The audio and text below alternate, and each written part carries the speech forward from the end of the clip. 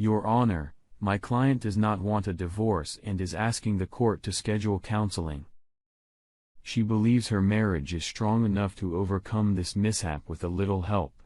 That's what her attorney said. She, meaning my soon-to-be, if I have anything to do with it, ex-wife, Julie. My lawyer stood up.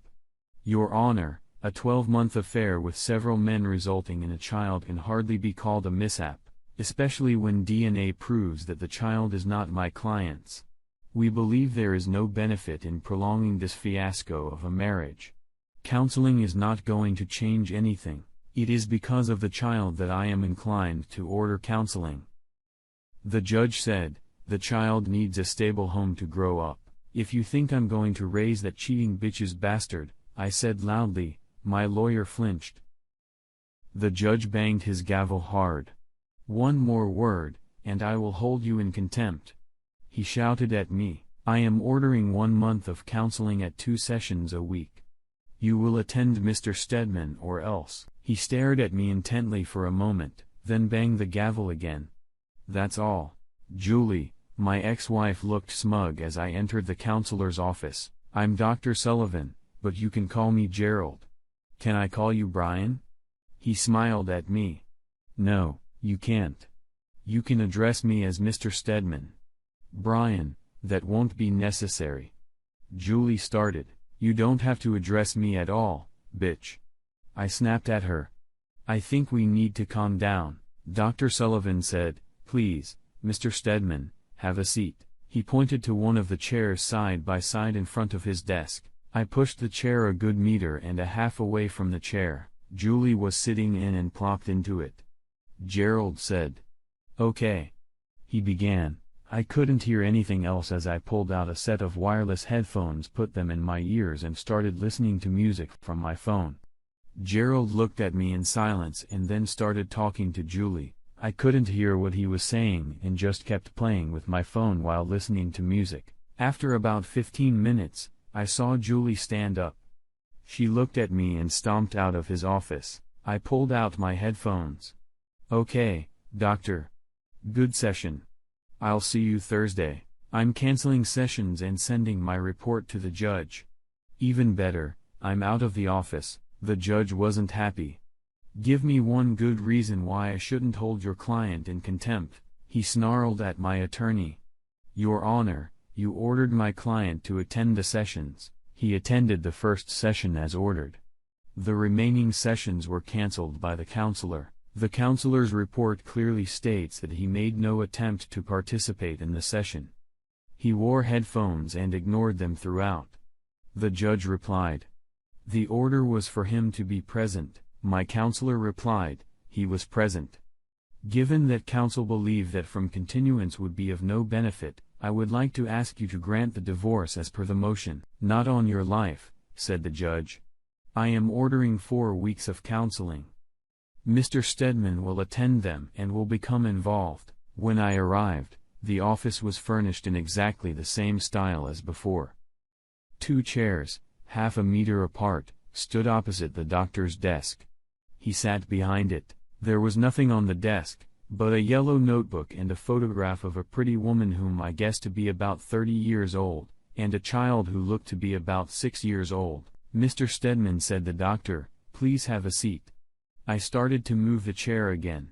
Julie held out her hand to stop me, and I jumped back. I am notifying you both that any physical contact will be considered an attack on my person and will be met with appropriate force in response, I said, Julie stepping back. I pushed the chair back again and sat in it. Pulled out my cell phone again. Mr. Stedman, the judge has ordered you to attend the hearing. I know. I said, I'm using my phone to record the session to prove my participation. My attorney says some counselors have been known to have their own agendas since my soon-to-be ex-wife has been seeing you for quite some time. I feel that you have already developed a relationship with her that could work against me. What if I don't want you to record the sessions? The doctor asked. Then I will go back to the court and demand another counselor. I replied. I have that option. The only reason I didn't is because it would cause even more delays. Julie, how do you feel about the sessions being recorded? He looked at her. Never mind, she said, waving her hand. Can we just get started?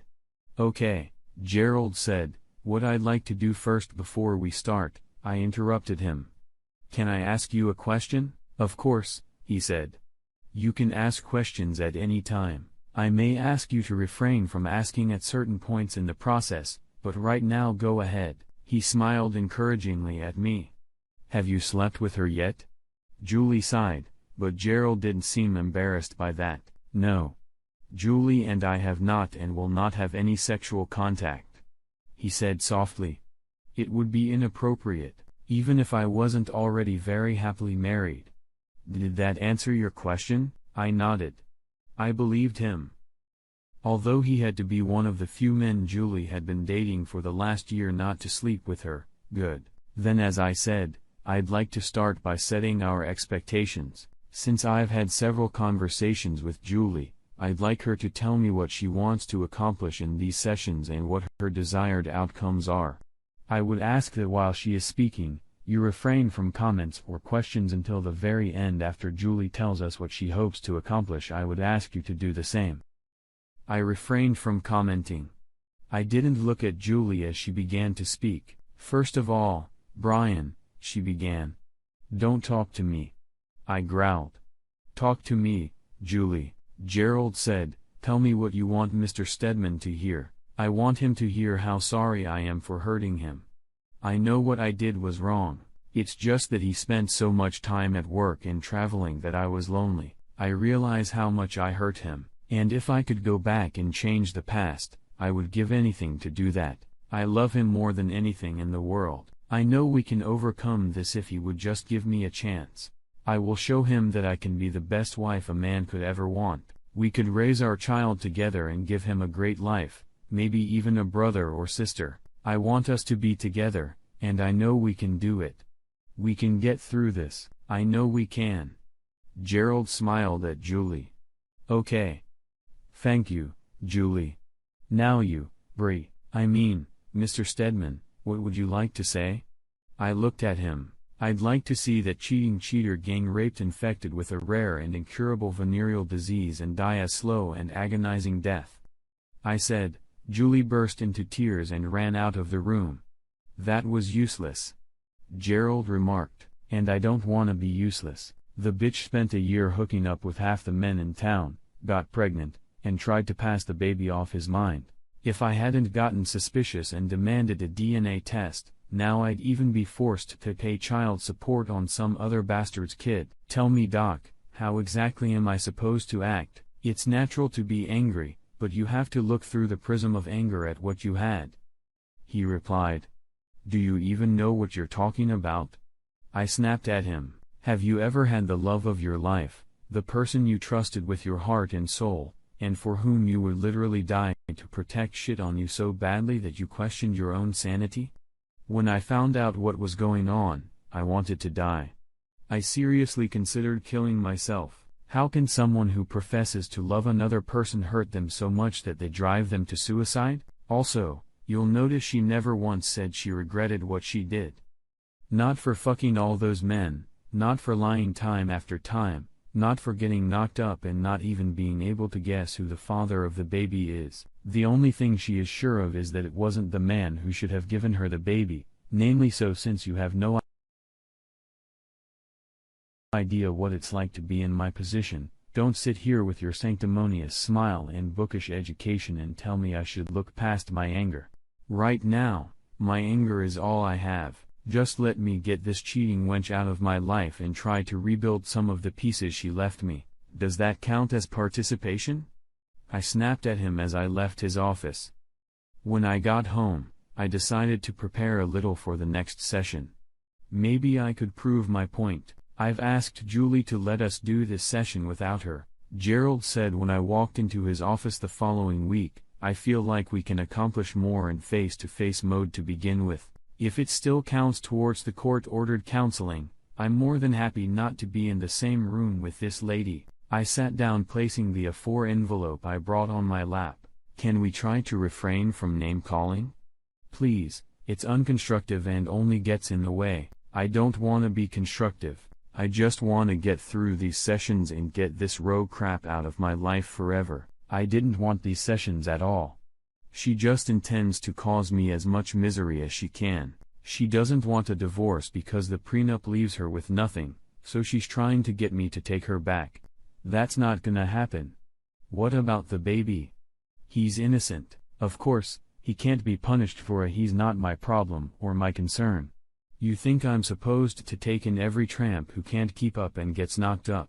Those kids have nothing to do with me, and neither does this one. Why are you so sure there's only one outcome to this? You obviously loved her very much. These feelings don't go away overnight. Your anger is masking it now, but once it subsides, and believe me, it will, you'll find that there are feelings left that you can develop, feelings that you can use to repair your relationship and even make them stronger. The smile returned. I wanted to punch him. It was time to give him a taste of his own medicine. I pointed to the picture on his desk. You have a nice family. Have you been married long? We're not here to discuss my 11 years, if my sources are correct. In love since childhood, married right out of college, waiting for you to have kids, and then little Ethan showed up. He's 9 now. And this picture must have been taken a couple years ago. How did he started? Did you know that your dear Cheryl has secrets of her own? I continued. Maybe you know that when she says she's at her Pilates class on Wednesday afternoons and you're at work, she's actually at the Motel 8 on Patterson, fucking her personal trainer. That's ridiculous, he stammered, but I could see he wasn't sure. He went very pale. Really? I said, pulling some pictures out of an envelope. I laid them out one by one on his desk. They showed a beautiful slender woman entering a hotel room with a young man. He had his arm around her waist, and they were looking at each other lovingly. I pulled out the DVD and put it on his desk as well. It also has footage from inside the room if you want real proof of what they were doing. It's pretty graphic, so I wouldn't watch that if I were you. I made that mistake when I got the private investigator's report. That footage will haunt me for the rest of my life. He looked like he was about to throw up. Oh, and one more thing, I said. Ethan. No, he said quietly. Please God. No. I pulled the DNA report out of the envelope. It looked like the fitness instructor wasn't the first. I think he would be too young to be Ethan's father, but whoever the father is, it's not you, I said quietly. He got up and ran to the bathroom, which I realized was right next to his office. I heard him vomit noisily into the toilet. Do you understand now? I asked him as he sank back into the chair again. Tears were streaming down his face. He looked at me with dead eyes. Now do you understand the pain she caused me and why I have to cut her out of my life? He nodded languidly. Good. I said. Now there is one more thing you need to know. He looked at me with a look of horror on his face. Is there something else? He asked pitifully. It's all a fake. I replied. None of what I have just shown you is true. As far as I know, your wife is as loving and faithful as you thought, and Ethan is your son. But the pictures, he asked. Photoshop. It's amazing what you can do with a few social media posts and a little time and effort, I replied grimly. If you'd given them to someone who was even remotely competent, you'd have been told they were all forgeries. I pulled some more pictures out of the envelope. But to prove it, here are the originals I created them from. His face began to color and I wondered if he was going to attack me. DVD, he asked. Blank. DNA report. It's actually a DNA report on my cheating, Kent's baby. I just changed the names and dates. He sat stunned for several minutes, fresh tears beginning to run down his face. Why did you do that? What do you think you could accomplish by destroying my marriage and my life? He asked. That was not my intention. That's why I told you almost immediately that the whole thing was a fake. I didn't want you or your family to be permanently harmed at all. I just wanted you for once to actually understand the pain I went through, the feelings of loss, anger, and resentment. For a few minutes, you experienced it, and I'm still experiencing it. Your short-term suffering is my life now and in the future, making me sit here with this bitch listening to her babble about how much she loves me and wants me back means I have to keep reliving that pain over and over and over again. There are laws about cruel and unusual punishment. Why don't they apply in this case? I just want to move on. Try to gather what little I have left and move on. Why can't you in the court let me do that? I gathered all the papers from the table and put them back in the envelope. I'll leave it to you to handle, I said. I'm sorry to have to do this, but I need you to understand. I left his office. Your Honor, I have a report of the court-ordered counseling sessions that my client was required to attend. My attorney addressed the judge again. I have a copy. The judge growled. It appears that the counselor believes that even after 3 sessions out of the 8 sessions ordered by the court, this marriage cannot be saved, and that for the well-being of all parties involved, including the child, the best solution is to allow it to dissolve. Yes, Your Honor. I asked that you order that the divorce be finalized as stated. The judge looked at me for a long second. I looked straight ahead, not wanting to look him in the eye. It's settled, he finally said, banging his gavel.